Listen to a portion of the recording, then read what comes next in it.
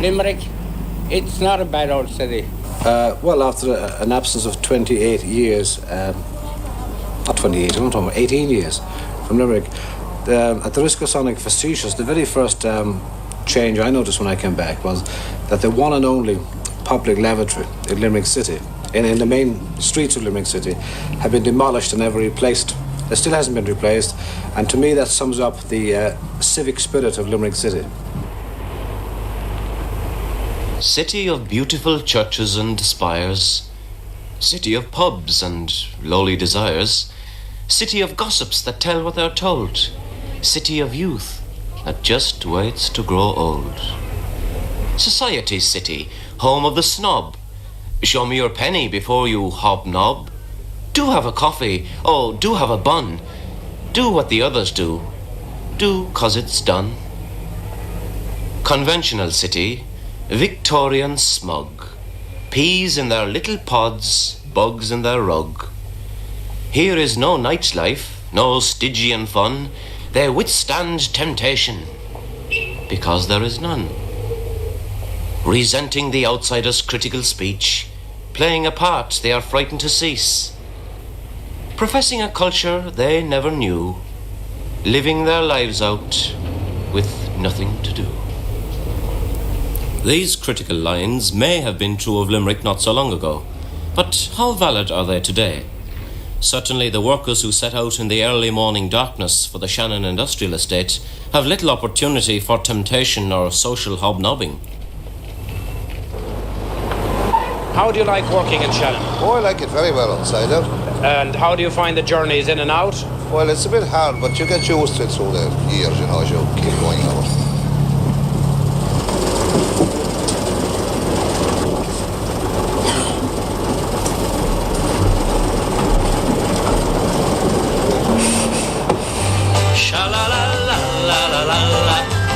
Singing along, I have a man in the mountains singing this happy song. Sha-la-la-la-la-la-la-la, won't you join in? When you got love in the country, you got everything.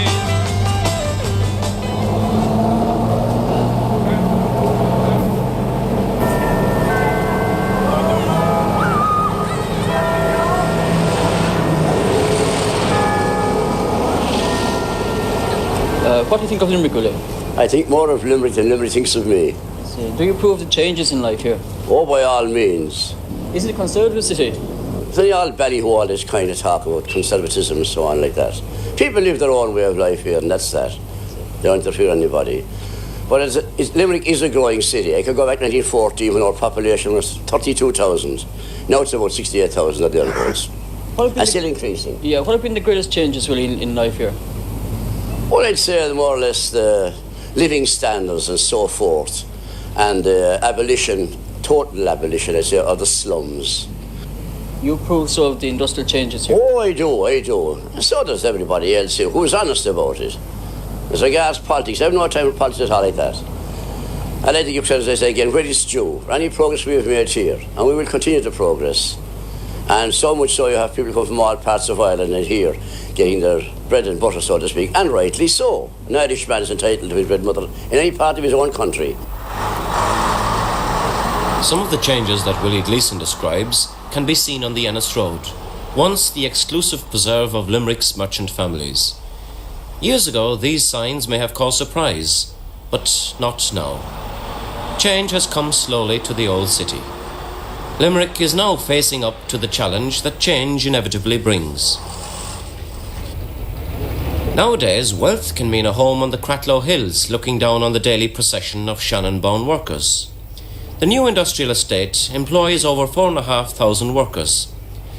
Shannon has disturbed some of the traditional family patterns. Today, many wives work. They have to meet new economic pressures. The EI factory in Shannon employs over 1,000 workers, including many married women. As a housewife, how do you like working here? Well, I've been working here for the last 10 years, so I really enjoy working here. You know, because it's great for the wife to get out of the home for a while, like, you know. Do you find it difficult to combine your work as a housewife with your job? No, not really, because my husband is on shift work, so he helps a lot. Back in the city, other workers leave their homes to return to work in Limerick factories after their lunch hour break. It can't be denied that local industrial estates, including Shannon, have brought a new prosperity to Limerick. Thousands of new houses have been built in the city in recent years. Housing estates at South Hill and Moyross show the Limerick Corporation's efforts to meet the demands of the new economic conditions. A recent survey has estimated that 1/3 of the workers living in the South Hill area travel outside Limerick to work. The necessity for houses continues to grow, and over 800 applicants are now on the corporation's house waiting list. On the matter of maintenance of older houses, one independent member of the Limerick City Council, Councillor Michael Crowe, believes that the corporation's maintenance programme has not kept pace with its house building progress. I think that the repair situation in the corporation is so dire that it would need an absolute miracle to help these people to overcome this long and severe winter which we're facing into.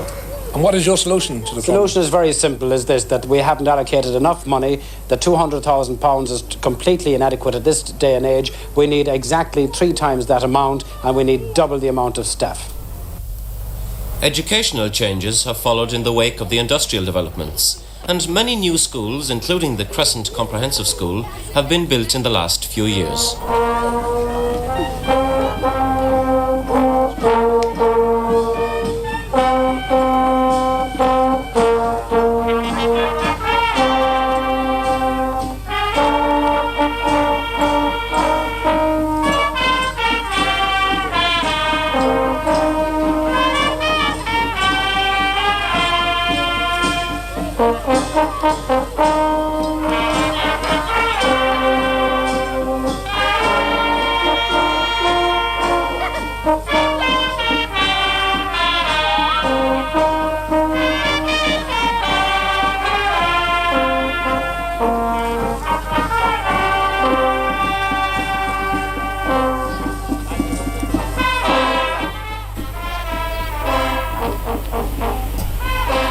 To the background music of the recently formed Boher Boy Youth Band, writer Sean Burke strolls in the People's Park.